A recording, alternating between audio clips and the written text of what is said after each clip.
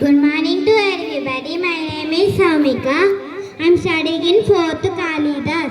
ఎవరి పేరు చెప్తే కోడలికి కన్నీరు కారుస్తారో, ఎవరు కన్ను ఎర చేసి చలికాలంలో కూడా చెంట పడుతుందో ఆవిడే నేను, అత్తని.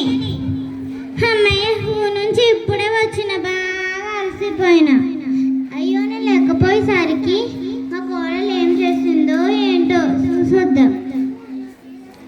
ఎవరి పేరు చెప్తే అత్తలకి కాళ్ళ నొప్పి, చేతుల నొప్పి, తలనొప్పి ఇవన్నీ వస్తాయో, ఎవరి పేరు చెప్తే అత్తలకి కోపం, దేశం, అసూయ ఇవన్నీ వస్తాయో మేమే కోలం. నేనేమో అత్త కోడల్ని.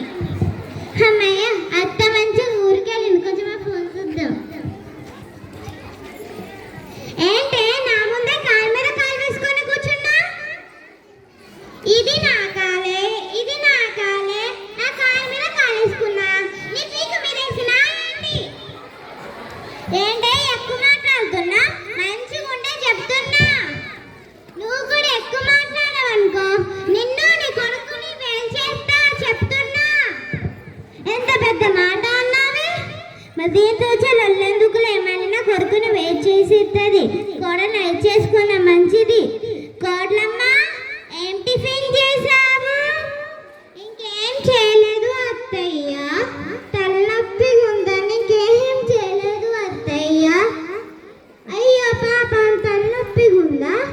అయితే హాస్పిటల్కి వెళ్దామా? తలనొప్పి తగ్గిపోతుంది.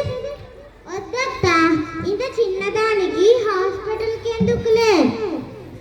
హాస్పిటల్కి వెళ్ళలేకపోతే తలనొప్పి ఎలా తగ్గుతుంది చెప్పు?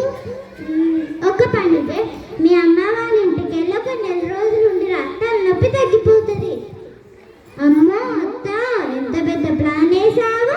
నన్ను మా బావని వెయిట్ చేద్దామని అనుకుంటున్నావా? ఉండు, నీ పని చెప్తా. వద్దత్త, ఇంత చిన్నదానికి హాస్పిటల్కి ఎందుకులే?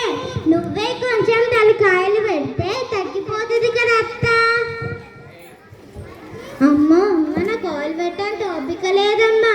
అసలు నాకు బీపీ, షుగరు, ఆస్తమా ఇన్ని రకాల జబ్బులు ఉన్నాయి. నువ్వే పెట్టుకోవచ్చు కదమ్మా.